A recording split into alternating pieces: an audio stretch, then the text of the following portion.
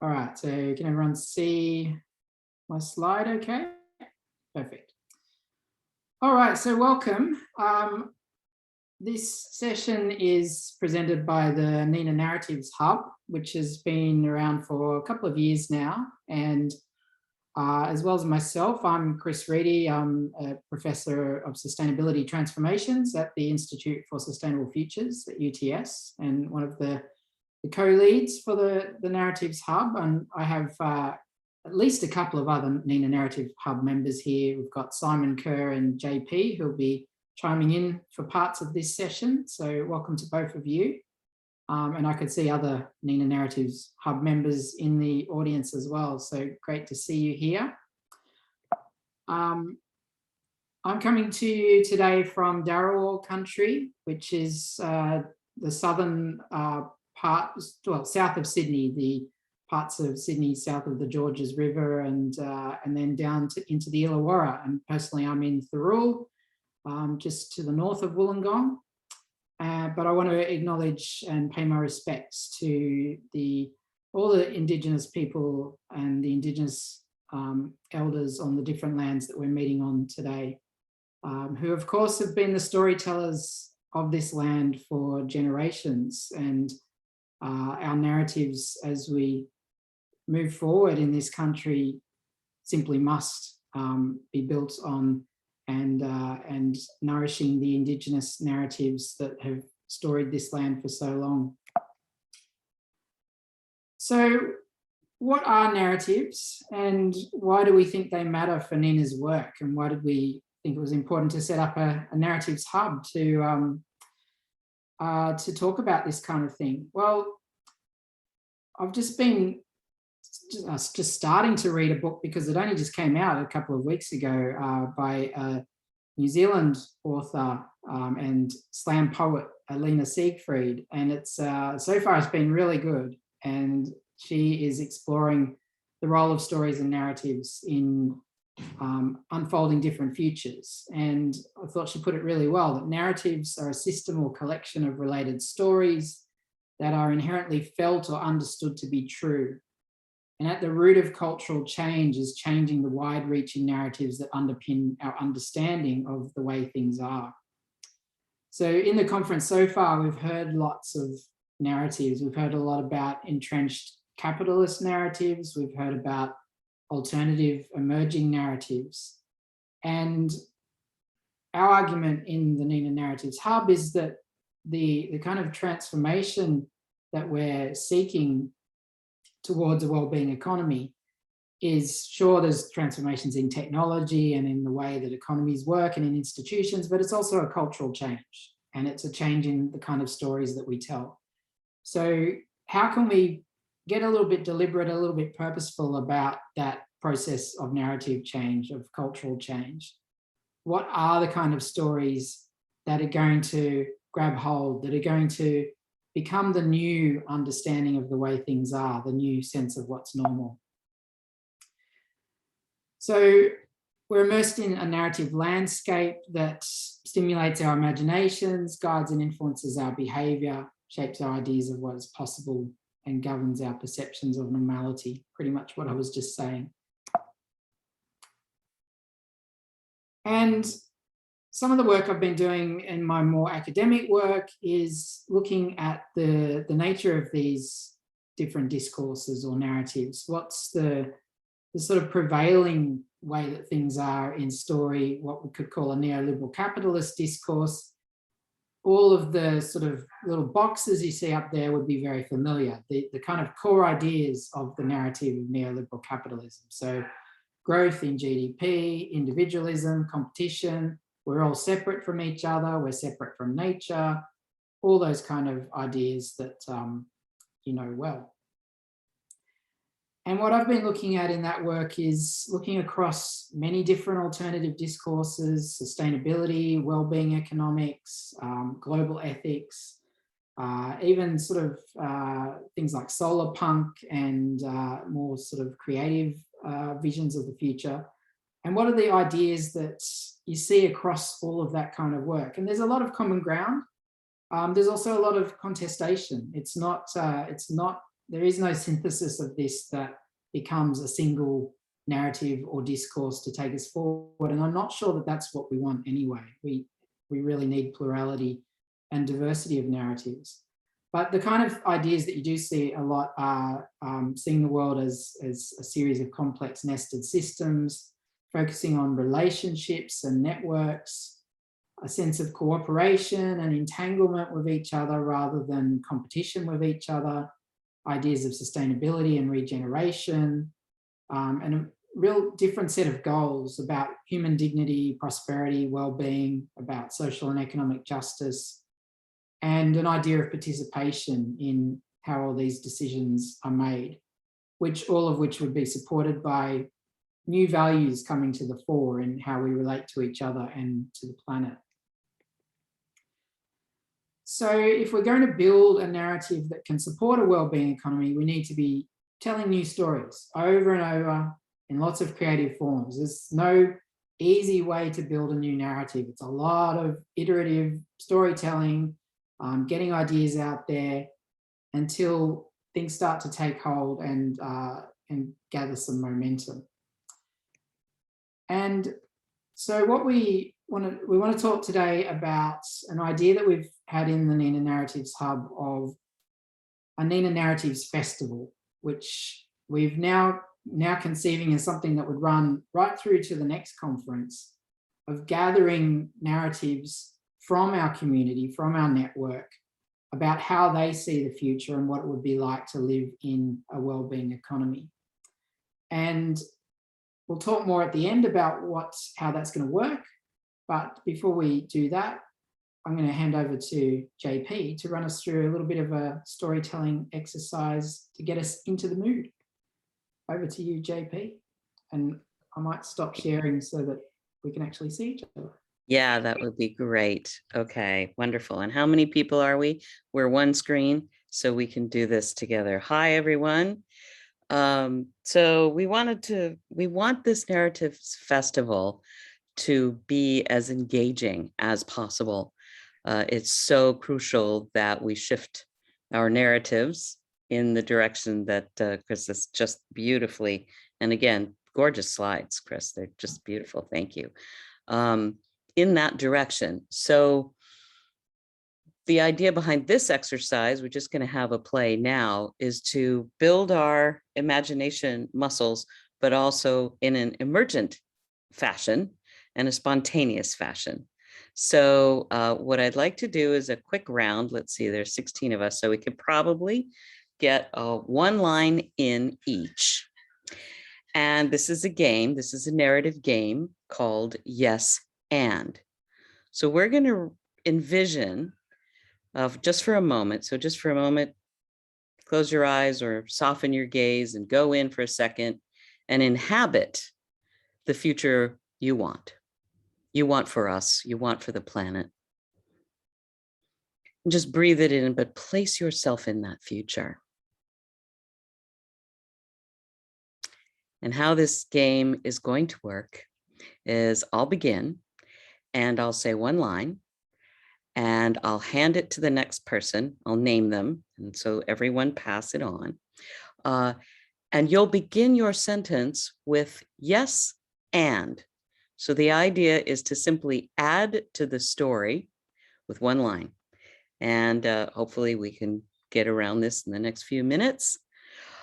I will begin and say the future that I envision is one in which we and our environment are so well cared for that most of our time is spent surprising and delighting each other. Over to you, Simon. Yes. And in that environment, we have a much richer understanding of the more than human world. And you pass to? Oh, yeah. Eleanor. Eleanor. And oh,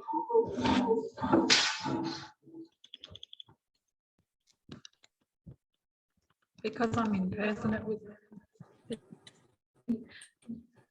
Okay, and oh, it's going to work. There's a terrible reverb in the room. Okay, why don't you pass for the moment, Eleanor, and I'll we'll put in come the back. chat. I pass these to Anouk. Do you want to go to the lectern? Yes, and we live in admiration and consideration of all the living creatures on the planet and see value beyond products. And I pass to Chris. I'm just seeing a hand up from Alice. Does that mean you really want to go have a go?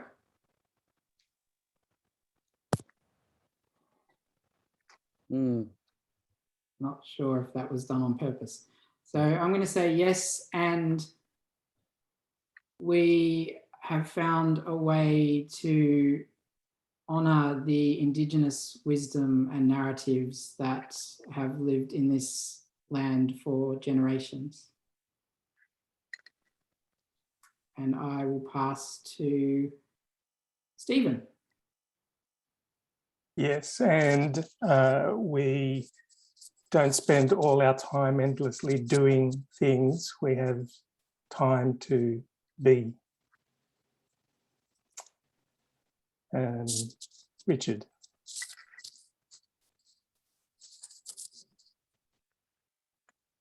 Richard, are you with us? Just unmuting. Waiting.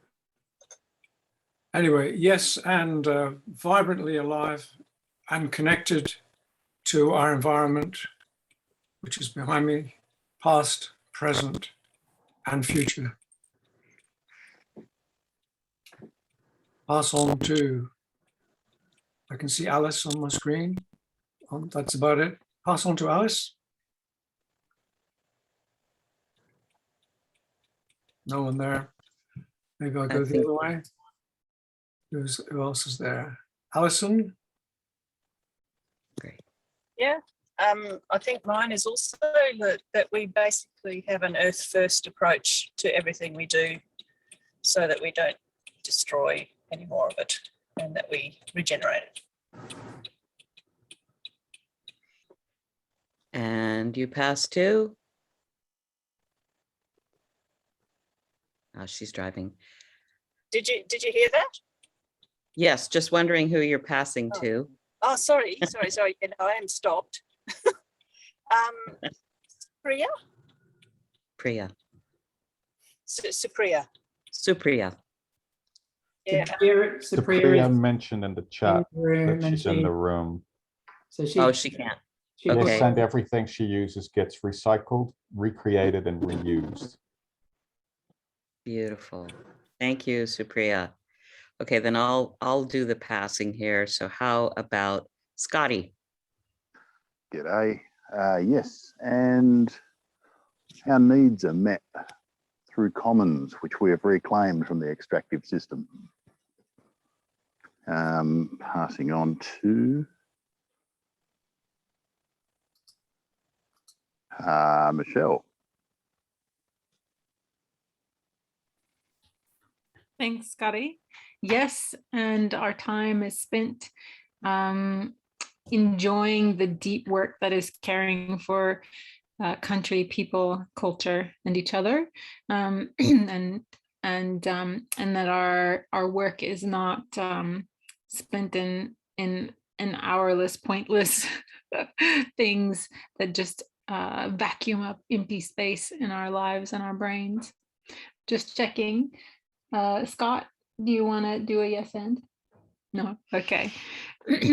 So I'm checking. Gary, have you gone?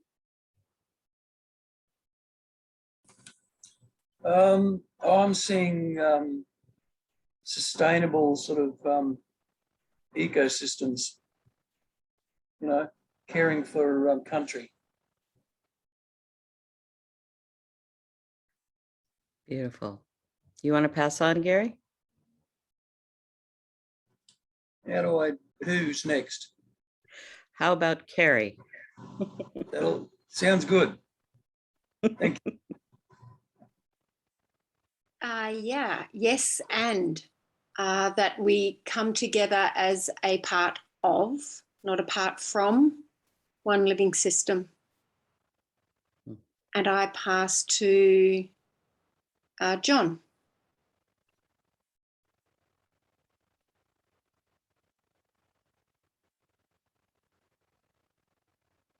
John, can you hear us? There we go.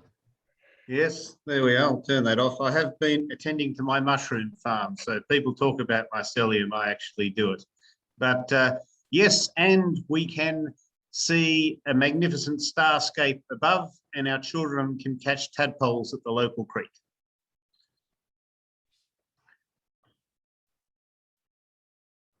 And you pass to? Well, that's the thing. I haven't been paying a great deal of, well, I have been paying some attention, but obviously that part I'm sort of overwhelmed by. But perhaps you can give me some suggestions. I can. How about passing it to Marcus? Okay, I will pass to Marcus. There we go.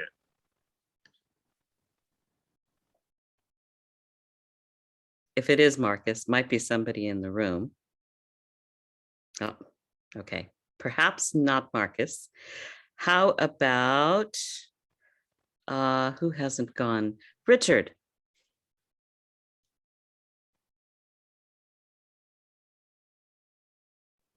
Hello. Hello. Hi. We're just out in the garden sorting out some things and listening in. We just tuned in a bit late. Just what come up for me, I was thinking to be living in a space where our ideal needs are met in a framework that's not purely dependent on the current model. So community currencies, etc., etc. Yep. Thanks, Richard. No worries. And I'll pass for you, since obviously it's challenging in the garden. How about Akasha? Are you with us? All right, maybe not. Okay, we might need to wrap up if we're going to get through because we had a late start. So is there any I want to just read out Eleanor's that was in the chat, that we have abundance. I immediately pictured lots of green grass with roos, horses and dogs. And as they are close to my heart, also black cockatoos, which, yeah, one of my favourite Australian creatures as well, the black cocky. So thanks, Eleanor. Thanks. And from Scott, continuing to surf the wave, not stop it, stewarding, not controlling, learning to surf, not trying to control the wave. So I like that one too, thank you. Is there anyone who has missed out that wants to jump in before we move on? Nope. Thanks, everyone. And thanks, JP, for leading us in that. So what I want to do now is share a little bit of the sort of inspiring narratives that I've been coming across recently. And I don't share these to imply that when we do the NENA Narratives Festival that we want you to share things that are of equal quality. There's some pretty cool stuff here, and it might be hard for us to reach that bar. But what we're going to ask with the NENA Narratives Festival is for people to submit creative expressions of the kind of narratives that we've been hearing about just now and the futures that you're imagining. And they can be in all sorts of different formats, from stories to poems to pictures to videos, whatever songs, whatever works for you. But it could also be that you just want to share some inspiring pieces that you've found elsewhere, and that's what I'm doing here. So this is a film that, and I'm not going to actually show them because we don't have time to do that, but you can see the links there, and I'm happy to share those as well and share the slides afterwards. But WWF does a Living Planet report every 2 years about the state of biodiversity on the planet, and it's pretty depressing reading most times, in fact every time. And what they did last year was something a little bit more positive and inspiring, which was to commission a short film about a vision of the future of the planet, which was very, very consistent with the idea of a living planet, where biodiversity had really made a comeback, and expressed it through a film. It's only about 4 minutes long, but there's also, it's been designed to be used in as an educational resource, working with school children as well. And there's some versions of the film where poets have done a poem that sits over the top of it, and they speak the words of the poem over this film. There's a whole series of connected videos as well that are worth checking out. So that's one I really enjoyed. In the space of music, and we're going to hear more about music from Simon shortly, but this track from Nick Mulvey called In the Anthropocene from 2019 is one I really enjoyed. And it's partly it's sort of a warning about the crisis that we're in, but there's also parts of the song that are more visionary about where we might be heading. So I particularly like the words that you can see there, which is part of one of the verses, of thinking about the old ways, the dreaming of the land, the calling of the rain, that we are life itself, we're not separate, and the refrain that repeats a few times of we still have time, we still have some time. So he's not saying we've got plenty of time, but there is still time to make a difference on these issues. In imagery, I've been getting really into solar punk and eco punk imagery. I have a student who's collected a whole Pinterest board of solar punk and eco punk imagery, and this is and he always, each meeting he surprises me with a new background image to his in Zoom, and this was his most recent one of imagining these cities where nature, they're very organic type cities where nature is really integrated into the city, and that's a big part of the kind of solar punk aesthetic. A little project that I had a little bit of involvement with that the Coalition of Everyone led, called the Future Now Project, which happened during lockdown last year, when we asked a lot of people to share their visions of the future, and we put them up on a website, and most of them are in just a prose form, just a narrative that people have written about their vision for the future. And we'd love to expand this. Willow Burzon from Coalition of Everyone is exploring doing projects in local libraries to have communities involved in visioning and to share visions on this platform. And we think that when you share these kind of visions, that we'll actually find there's a lot of common ground, and that we're not as far apart on where we want to go as we think we might be. So that's one to check out as well. Oops.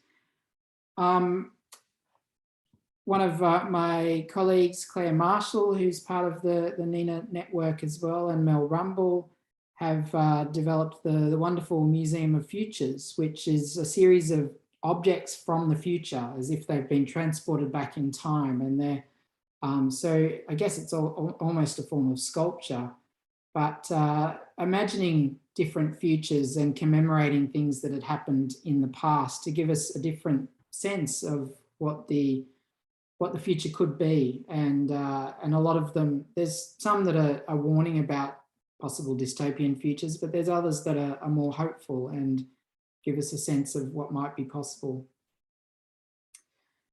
And then this is a collection of short stories that are about the idea of entanglement and of quantum social change, and bringing ideas from quantum theory to social thinking. And I was lucky enough to have a story published myself in this collection, but they collectively, I think they imagine quite different futures where we're much more connected with each other than neoliberal capitalism would encourage us to feel.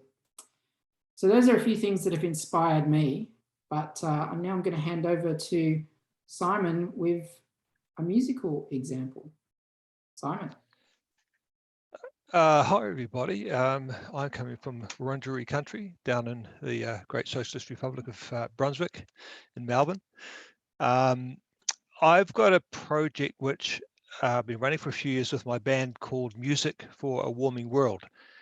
And it's really a narrative-driven project that seeks to tell the story of our changing climate, but also the way that it impacts and reverberates through our economy and through our society. And in recent times, we've shifted pretty much from trying to tell the story of the science of what's been happening to really reflecting on this future that we are now in, and reflecting on what sort of people does this future need us to be. So we have a new album out, and with that a series of videos with the songs, not quite completed yet, or at least the video part of it is. But we do run, in our live shows, we have large-scale multimedia, and we perform at music festivals and art galleries and universities and a whole bunch of places. The whole focus is trying to give airtime to what we think are really important narratives, to add to the mix of these extraordinary stories here. I've been really impressed by the two themes here. One today is obviously this really strong recognition that we are embodied in a living world and we're not separate from it. So that is a refusal to be captured by the dominant narrative of human exceptionalism, and recognize our rightful place as participants in the system of, or in the story of life. And the other one was quite interesting, and I love that solar punk stuff, Chris. That was really exciting. And in fact, I was going to share a song that we do in the show about imagine the world and the whole purpose of imagination. So, but I've chosen to go another route today. So I'm just going to stop talking, and I'm just going to give you one illustration of what we do. The sort of images you'll see will be the ones we show in our show, but then we're doing this, playing this live. So this is just one way that we're using music and visual images to tell a narrative. So let me share my screen and share sound. It's always an important one. Okay, you want to see that okay? Right, I'll just play this and shut up. Hope you enjoy it.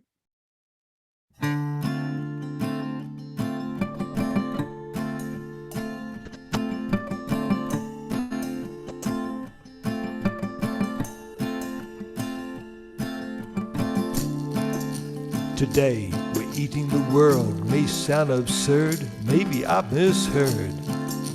I tell you this is no conspiracy, just the age of the corporate global deity. Monsanto or Exxon, Facebook's monopoly. How do non-humans become objects? How does a web of complex entities vanish from our consciousness and identity? Like the million species we farewell this century. Gotta be objective, that is clear. And stay silent about the subjects of action here. If we incline our ear, can we hear pulsing of the biosphere? Is it for us to create their fate? No doubt we do it every day. In many ways, could it be just an evolutionary phase? Some of us, I think, we don't see this clearly. I mean this sincerely. Clarity of perception can be dangerous, for it changes us if we respond to it. For it changes us if we respond to it. I will not forget you, I will keep you in my heart. I will keep you in my heart. I will keep you in my heart. I will not forget you, I will keep you in my heart. I will keep you in my heart. I will keep you in my heart.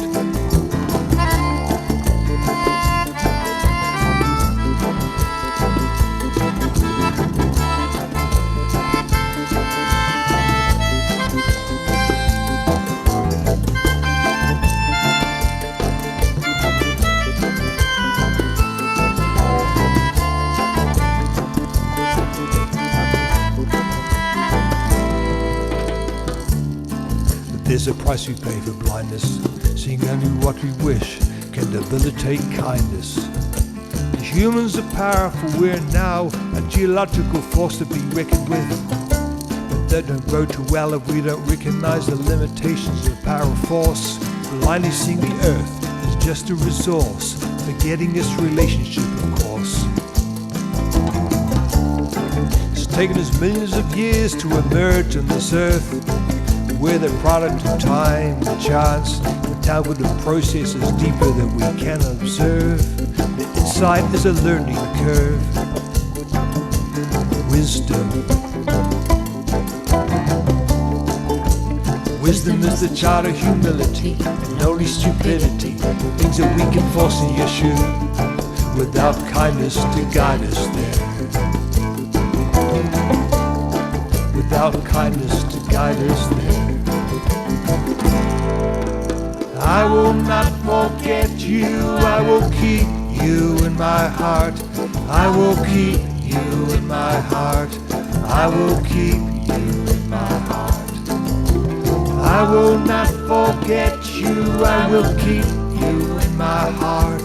I will keep you in my heart. I will keep you in my heart. I will not forget you, I will keep you in my heart. I will keep you in my heart. I will keep you in my heart. I will not forget you, I will keep you in my heart. I will keep you in my heart. I will keep you in my heart.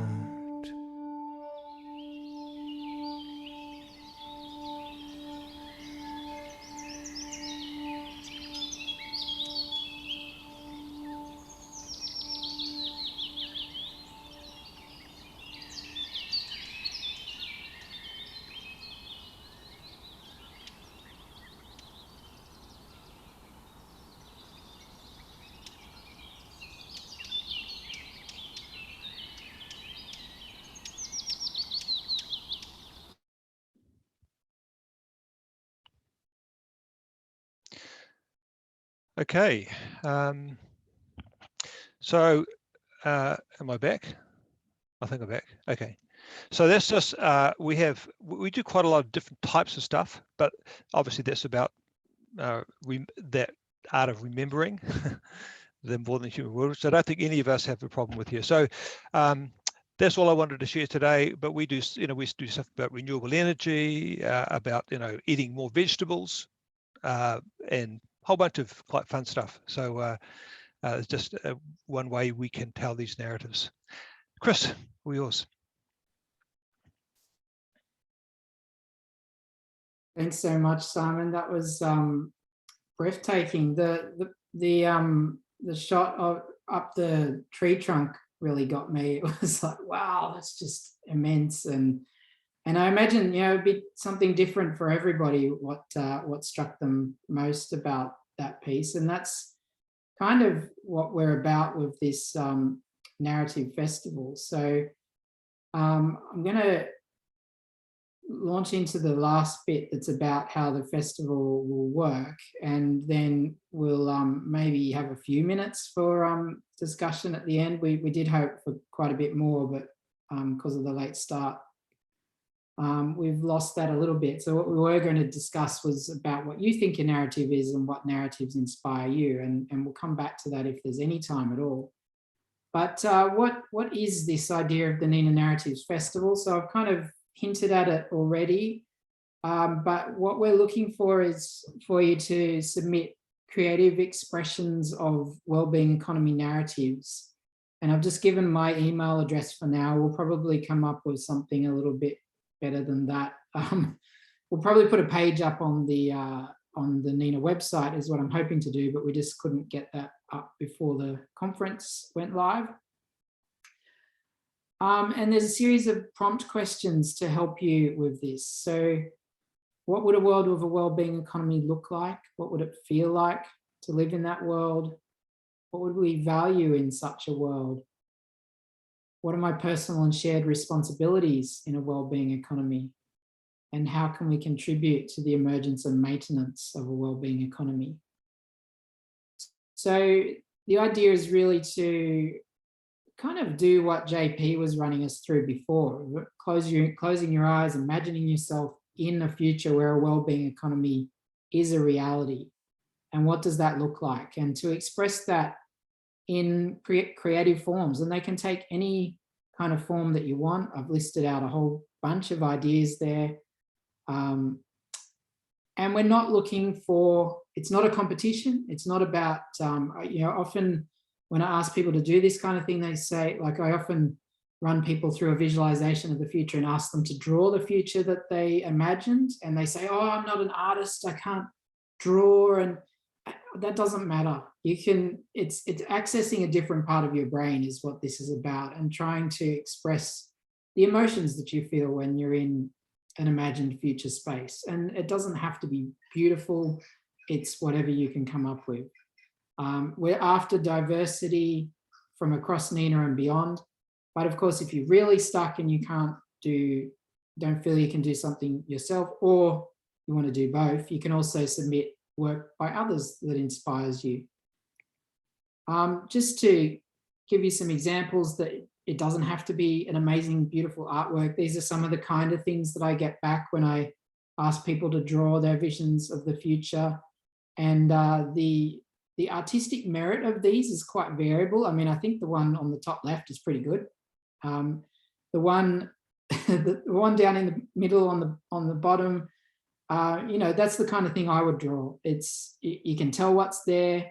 It's not going to win any art awards, but it captures the sort of abundance of life that was in that vision, and that's the main thing. So if your artistic expression is perhaps more like the bottom one, you might want to label some of the ideas that are on there so that it's clear for other people. One of the forms I listed there was a 6-word story. So I don't know if people have come across the idea of a 6-word story. I wasn't going to give this example, so I haven't written it down, but there's a famous one by Margaret Atwood about baby shoes, and I can't now remember it, but look it up. But this is just one that I wrote before the session. So it's really something you can do very quickly. So this is my 6-word story of the history of humanity through to the future that we're imagining. So proliferate, dominate, devastate, activate, collaborate, regenerate. So it can be something like that. That's really simple. But why are we doing this? What are we going to do with all this? So it is a little bit of an emergent process, and we want it to be that way. We're going to respond to what comes in and what and the people that become involved and where the energy goes. But tentatively, we do want to develop a platform where we can share some of these creative expressions of narratives. Hopefully they'll be on the NENA website, so that we can reflect back to the NENA community, what we're seeing, what sort of narratives are emerging in this community. We want to hold a series of workshop sessions over the period leading into the conference next year. Imagining that might be roughly once a quarter, we'll hold a session that engages with this material. And what we're about is exploring connections between narratives and patterns across them and what emerges from them collectively. It's not necessarily about synthesizing a NENA narrative vision, because I'm not sure that there is such a thing. It's about doing some work with these narratives that emerge and seeing what comes out of it. And also, what kind of agency and actions and practices the narratives inspire? How do these narratives connect through to things that we might do differently today? Love to develop some sort of publication that captures the narratives of NENA as an outcome of this.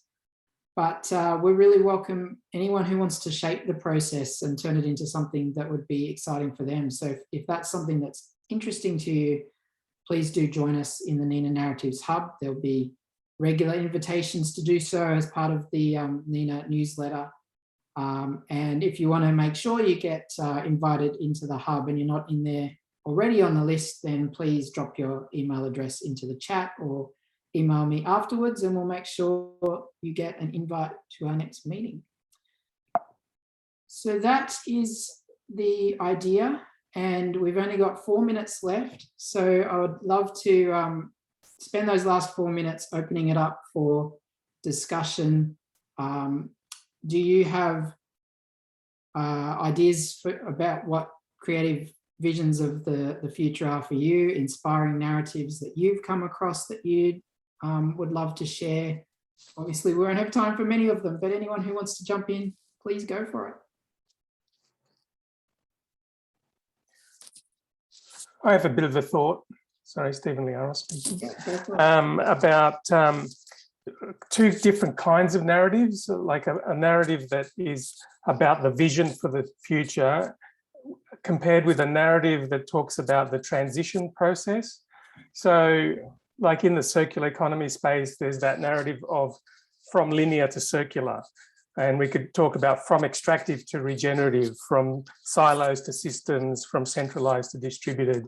And I think that helps people to kind of visualize what we're doing rather than just an imaginary utopian or dystopian future that is harder to connect with what we need to do to get there. Yeah, that's fantastic. Thanks, Stephen. And when in the academic work I've done on narrative, it's very clear that the transition narrative is more challenging, more contested.